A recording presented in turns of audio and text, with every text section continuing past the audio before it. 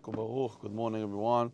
So if a person has guests and family on Shabbat table, then we don't want to pass them the bread while putting the bread in their hands, because the pasuk says that that's the from the pasuk we learn in Echad that's the custom of the mourners. It says Perasat Sion be'adeh en menachem la.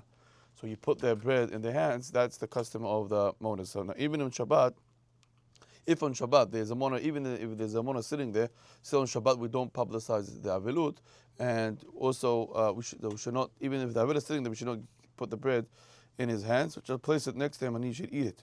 Only on the weekdays, if you're sitting with the avel, then of course we put it in his hands. But on the Shabbat we don't show any sign of avilut. But this halacha applies only when you're placing it in front of the one that's going to eat the bread. So let's say there's 10 people around the table.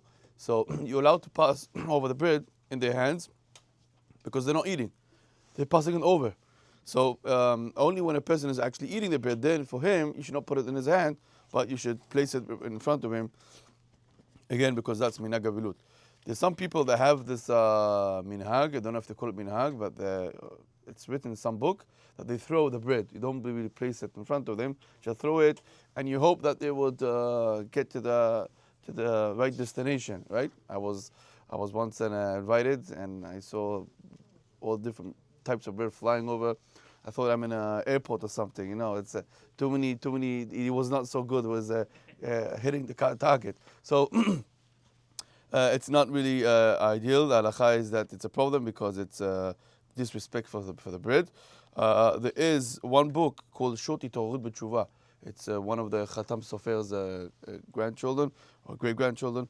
And he says that it's those that have this minhag can continue with that because it's like the korban. Korban, we take the blood and we throw it over the corners. So the same thing here, the Shulchan is representing a Mizbeach, but he's the only one.